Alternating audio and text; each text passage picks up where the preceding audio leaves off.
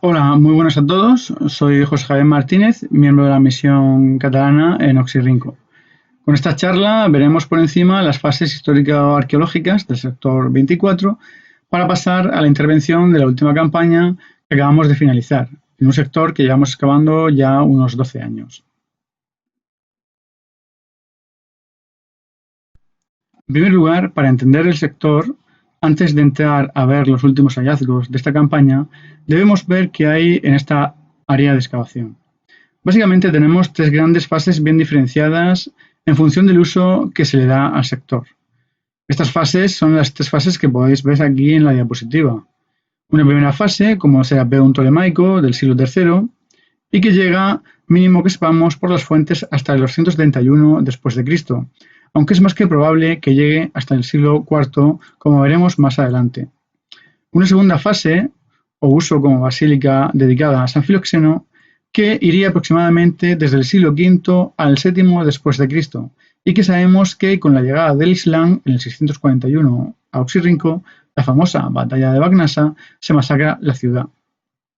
Y por último, una tercera fase, como necrópolis tardía, como hemos dicho, tras la batalla de Bagnasa, parece que se produce el abandono de la basílica o destrucción y reutilización como cementerio, al ser evidentemente un lugar sagrado. Veamos primeramente estas fases para entender dónde nos situamos y después pasemos a ver los últimos hallazgos.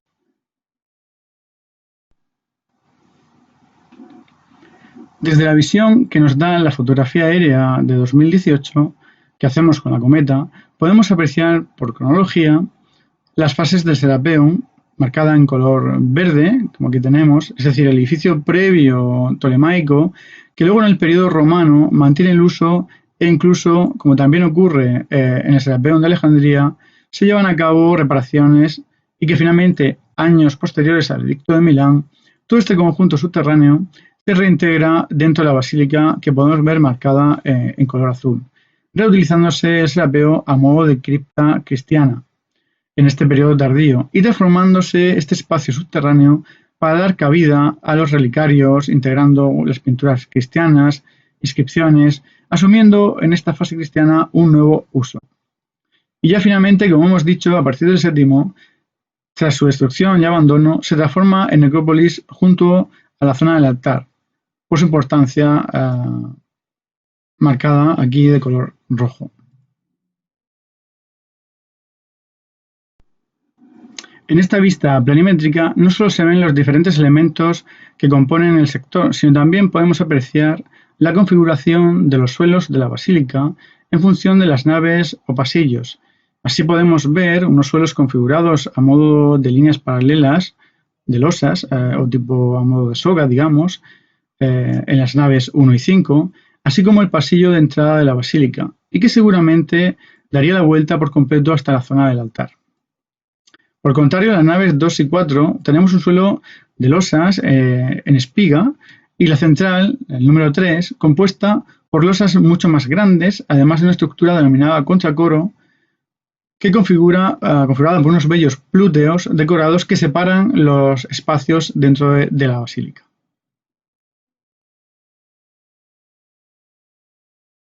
Como nota decir que a lo largo de Egipto hay gran cantidad de Serapeum,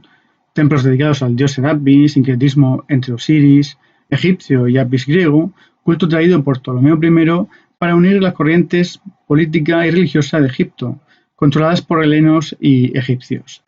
Por ejemplo, en Canopo, en Cocodrilópolis, en Filadelfia, en Mons Claudianus,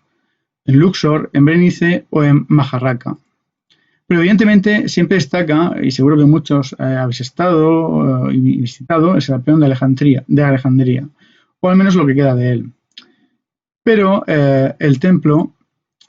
no lo funda Ptolomeo I, sino su nieto Ptolomeo III de Vergetes, aproximadamente entre el 246 al 221, y será destruido en el 391 después de Cristo por el patriarca Teófilo y reutilizado también como iglesia. Evidentemente, este paralelo no nos sirve principalmente por las dimensiones, ya que es aproximadamente como unas 3 veces mayor que el de Oxirrinco, pero sí nos ayuda un poco a entender la cronología y el contexto histórico en comparación con el nuestro. Así como el hecho de la reutilización del edificio en iglesia, lo que ocurre en Alejandría y en Oxirrinco. Bien, ahora volvamos a Bagnasa, miremos en algunos de los papiros descubiertos principalmente por Grenfell y Hahn, como todos sabéis. En ellos vemos que la gran mayoría de los papiros que mencionan el Serapeum rondan en torno al siglo III a.C. hasta el siglo III después de Cristo. Evidentemente esto no quiere decir que el culto y uso como Serapeum no sea más tardío.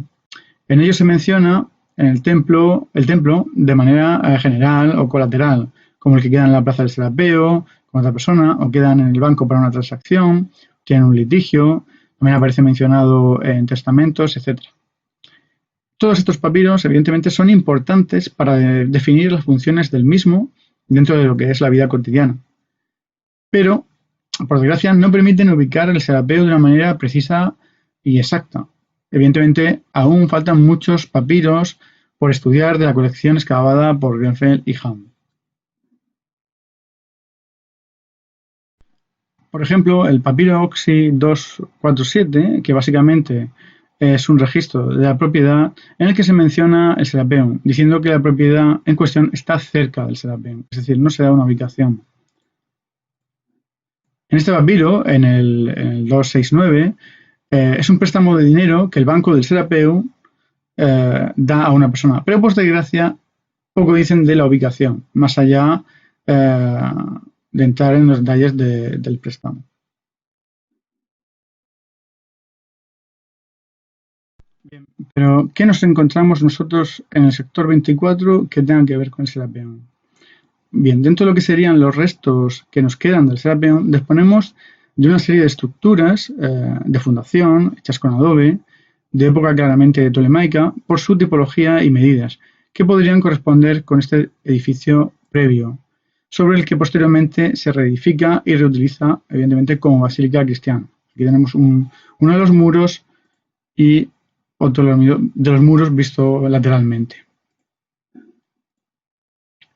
Evidentemente, como ya hemos comentado, la cripta parece responder también a ese momento de uso como Serapeum previo, por varios posibles indicadores como la orientación de la misma. Aquí en esta diapo podéis ver las diferentes orientaciones de la estructura, verde la orientación del Serapeum y en rojo la de la basílica. Bien, sobre todo es claramente apreciable en las cámaras subterráneas secundarias, donde los nuevos cimientos de fundación del edificio cristiano inhabilitan estas cámaras, viéndose obligadas también a meter unos contrafuertes en estas cámaras para apoyo de los cimientos. Así también las técnicas constructivas y materiales encontrados, por ejemplo, en uno de los pozos de fundación excavados en la cripta. Si pasamos ahora a la Basílica de San Filoxeno, respecto a la documentación papirológica que tenemos sobre la Basílica, esta se mueve, como hemos mencionado antes, entre los siglos V al VII después de Cristo. Por supuesto también destacar las inscripciones documentadas en la cripta y en estudio por la doctora Piedrafita, algunas de las cuales ya nos dan fechas del siglo VI, aunque hay que suponer que hasta la llegada del Islam el edificio como mínimo se mantuvo en uso. Bien, el papiro 2041, papiro de fin del siglo VI, inicios del VII, aparece un listado de materiales para la reconstrucción del templo de San Filoxeno. Este papiro realmente es importante. En él se habla de gran cantidad de piedras para los muros del 2 al 5, en total unos 5.450 bloques, 120 capiteles, 120 basas, pero los separa en dos grupos de 88 de un tipo y 32 de otro. También menciona cuántas piedras están dedicadas a cada muro, así como las piedras de los arcos, la distancia entre los arcos, etc. Y que nos es de gran ayuda para estudiar nuestro edificio. Bien, de hecho, en la basílica tenemos 4 filas de al menos 15 columnas, porque tenemos una parte que está bastante arrasada, que sumarían 60. Según el papiro, serían 88 es decir, 4 de 22, y luego tenemos unas columnas más pequeñas que son en parte las 32 que menciona el papiro. Aunque todo esto por ahora está en fase de estudio debido a la complejidad estructural del edificio, los tipos de techos, la configuración. En cualquier caso, sabemos también por otros papiros, por ejemplo el 2673, que en otras villas del Nomoxi-Rinkita, ya a inicios del cuarto, hay iglesias muy consolidadas. Bien, en esta diapositiva podéis ver o haceros una idea de la escala, ya que son 30 por 90 metros. Se aprecian las bases de las columnas aquí.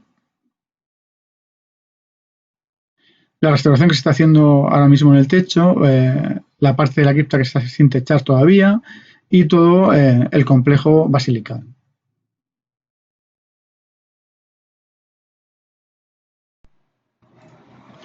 Una vez que tenemos claro dónde estamos trabajando, la complejidad del edificio,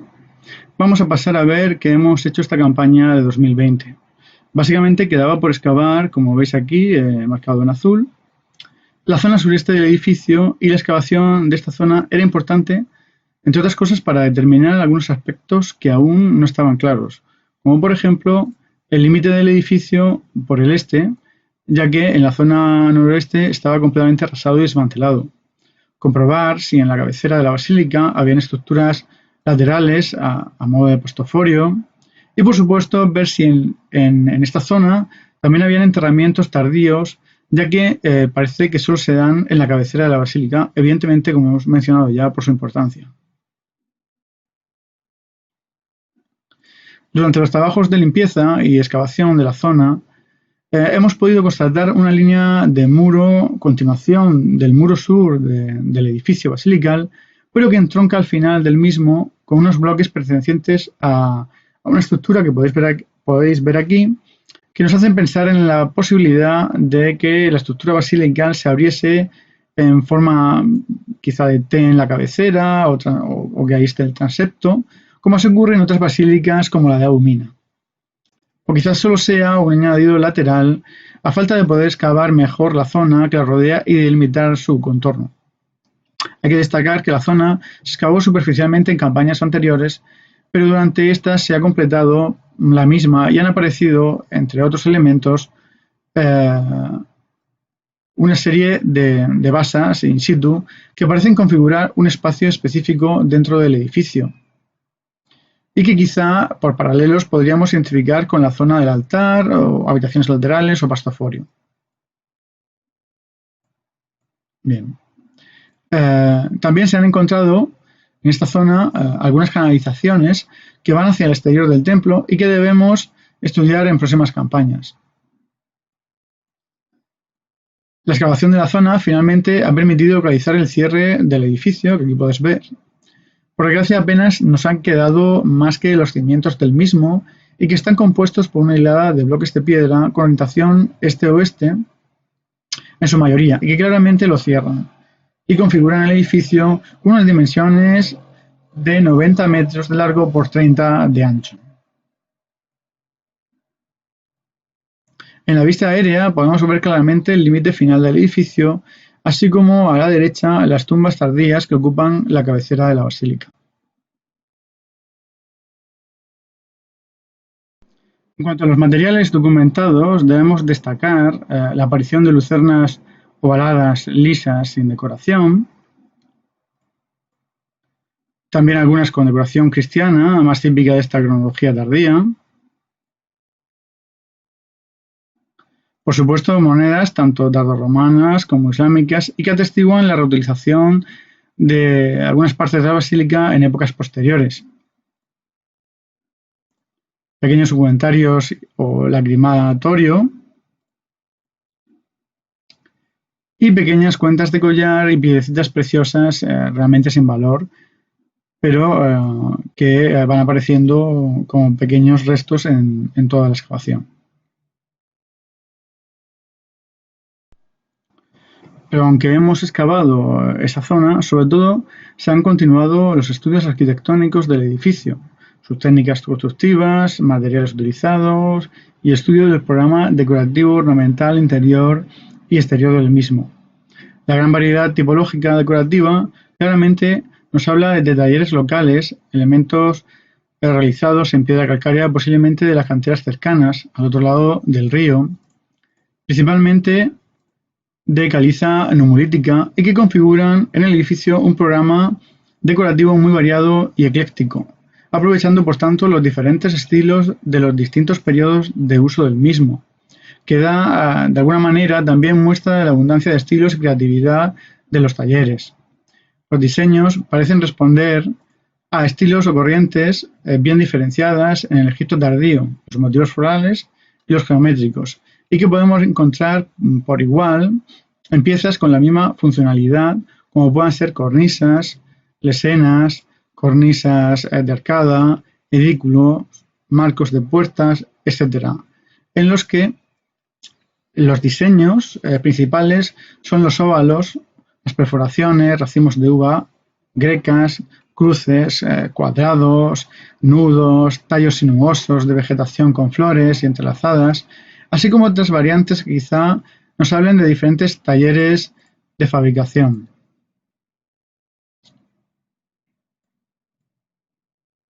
También hemos documentado un programa decorativo del templo de mayor calidad mediante el uso de mármol, ya que hemos encontrado gran cantidad de placas de este material de diferentes grosores, placas de 1 a 4 centímetros de grosor, lo que podría indicar sus diferentes usos y ubicaciones dentro de la basílica, así como restos de columnas y capiteles de este mismo material, muy posiblemente asignadas a la zona del altar. De entre los fustes de columnas estudiados, hechos mayoritariamente de caliza, hay que destacar dos columnas de 4,5 metros de granito rojo, muy posiblemente traídas de Asuán, así como otra pequeña columna de granito negro de 2,5 metros de largo, también importada y que no sabemos si responde a donaciones de altos cargos o personajes importantes de la ciudad para la restauración del edificio. La variedad tipológica de los capiteles también nos habla de las diferentes ubicaciones de los mismos, como ya hemos mencionado, así como de la posible cronología de algunos de ellos, puesto que disponemos de capiteles de estilo corintizante, pero también de estilos toscos que podrían responder a reparaciones posteriores, como mencionan los papiros, puesto que estos simplifican los motivos decorativos, rasgos muy característicos a partir de mediados del siglo V, pero que en cualquier caso pueden estar influidos por las modas constantinopolitanas y orientales desarrollados aquí con libertad artística. Todos estos elementos decorativos nos dan una idea de la importancia del edificio en época tardía, puesto que tanto el programa decorativo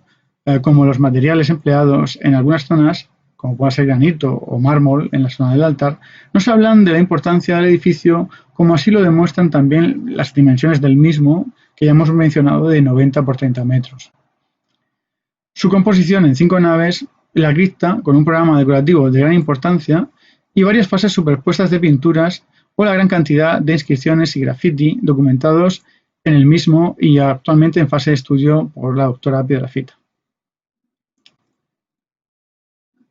También durante esta campaña hemos realizado un inventario detallado de algunos elementos decorativos como las pinturas en columnas,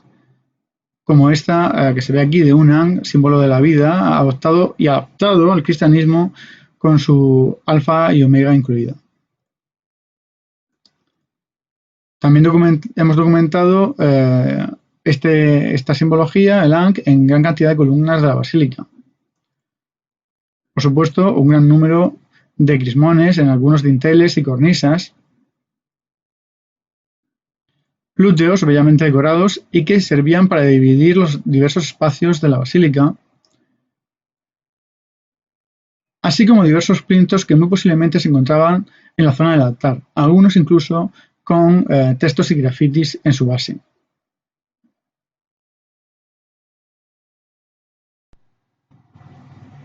También se han llevado a cabo labores de restauración por parte de la restauradora Margalida Munar dentro de la cripta para conservar la riqueza de las pinturas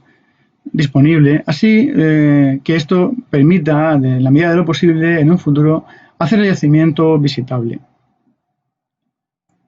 Se han llevado a cabo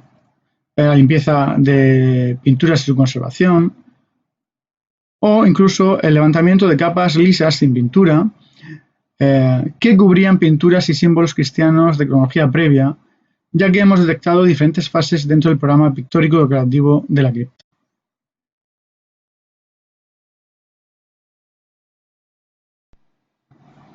En cuanto a la intervención en la zona sureste, también tenemos que destacar que hemos encontrado alguna tumba tardía, algunas en muy mal estado, incluso expoliadas, pero entre ellas ha aparecido la tumba con ataúd de madera de un niño pequeño. De este, que veis en imagen, apenas se ha conservado la mortaja y algunas de las tablas del ataúd, pero por desgracia no se encontró material asociado ni dentro ni fuera del ataúd.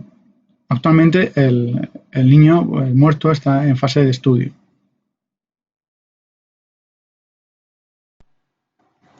A modo de conclusión y propuestas, debemos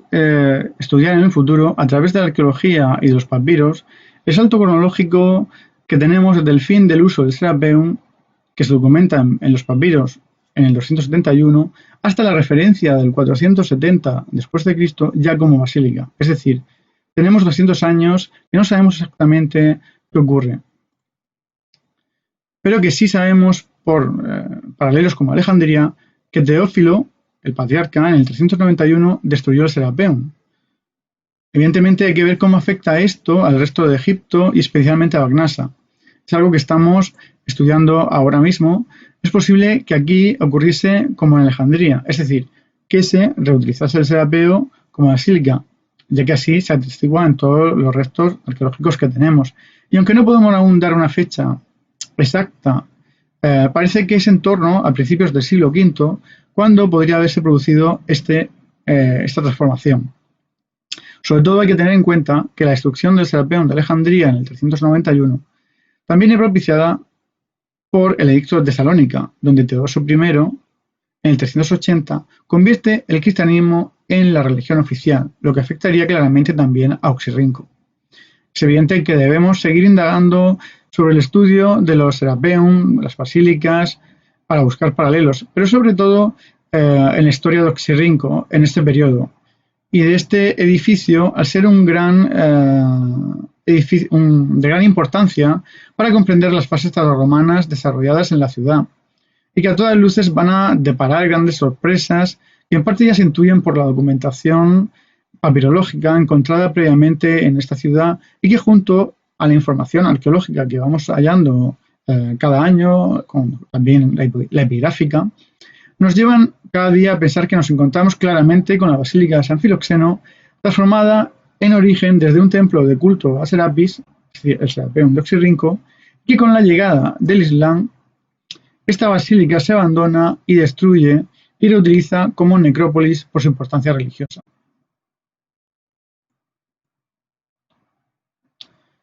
Ya para finalizar, únicamente dar las gracias a todo el equipo de este año, de años anteriores, que han hecho posible la excavación del sector, los inspectores, los obreros, como no al doctor Padró y a la doctora Pedrafita por su ayuda en todo momento con las fuentes y los textos,